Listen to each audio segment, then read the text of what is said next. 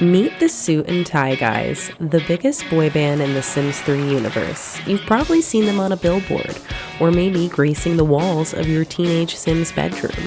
Today, we're going to talk about the Suit and Tie Guys, who they are, and where they came from. Our story starts in the swamps of Twinbrook with an unlikely group of friends. But who are they, and what makes them so different, and how'd they get where they are today? We'll start with Johnny Berry. Johnny is a classically trained musician who grew up in the better end of Twinbrook. His father's the CEO of a mega corporation, and his mother's a stay-at-home snob. Johnny enjoys picking on others, trying his best to impress his father, and playing soccer with his best friend Bradley Boone. He hates Christopher Glass, the poorest kid in the neighborhood, and doesn't want anything to do with him, which is unfortunate because most people would rather have Christopher as their friend than their enemy. Speaking of the devil, Christopher Glass lives in the metaphorical dungeon of his parents' basement. Christopher's mom wants the best for her family, but there's not enough room in her heart and her house for Christopher. His father's entire personality is yelling at him. So he retreats to his room and paints. Or he paints on the streets. When he's not riding shotgun in the police cruiser, he can be found at the local mine smoking the za with his best friend Jared Valentine, or raising his little sisters.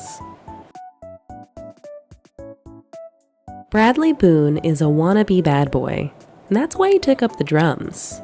Oh yeah, and because his love of music. He lives in a middle-class home, and his mother is the belle of the ball. His father is the town bike. He enjoys picking on his little sister and following in his father's footsteps to become the bike with, training wheels?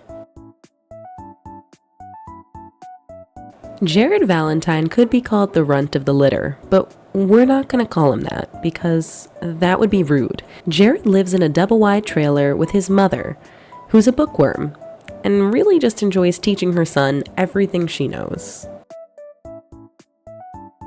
Jared, much to his mother's dismay, is a little bit of a stoner, which she thinks is because lack of a father figure, but it's really because he's friends with Christopher Glass. You might be wondering, how did these artsy farts meet these meatheads? Well, one day, Christopher and Jared were playing in the park, and the meatheads were oddly supportive.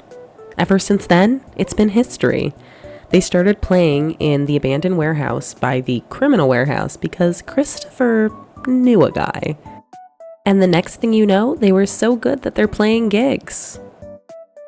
One of which was attended by Starlight Shore's own Charlie Ray Buckshot, who took a liking to the guys and gave them their big break.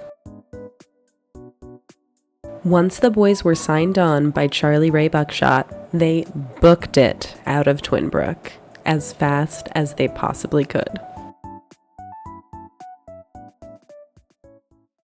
And that brings us out of the past and into the present.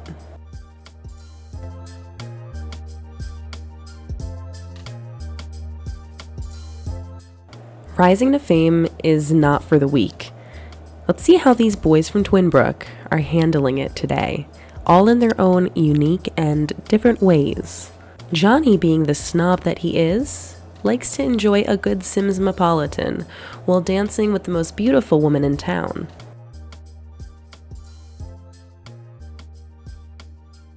When he's not enjoying high society, he likes to be a little bit more down to earth, enjoying a massage or a revitalizing mud bath. He also enjoys hitting the greens at the local country club, but he's not that good at golf. When things get too much, he likes to take the edge off by picking on Christopher. But can we really blame Johnny? I mean, with Christopher's off-color chin strap, it's like he's begging for ridicule.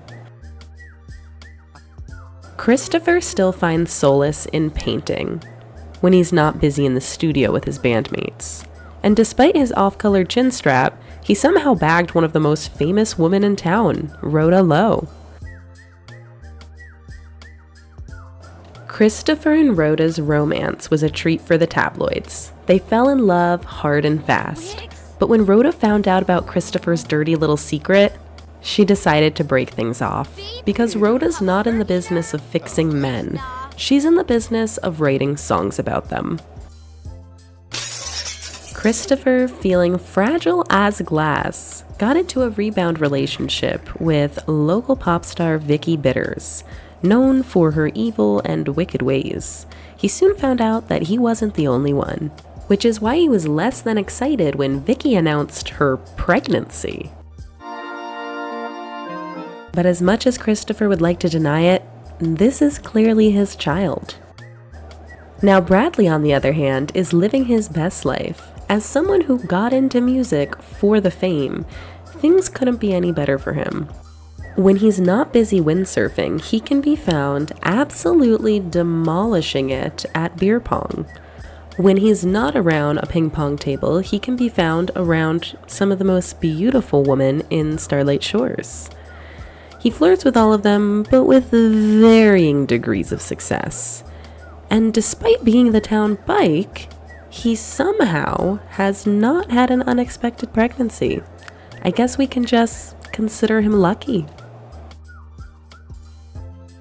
Jared still just wants to have fun. He enjoys watching his ant farm, reading a good book, and playing chess. He doesn't care about fame or woman. He just wants to be an eternal, loving partner to his girlfriend, Deborah Pike. And although he has a childlike nature, Jared is investing in his future and is taking all the right steps to building the family that he never had growing up. So now we've seen where the Suit and Tie guys are from and where they are, but where are they going?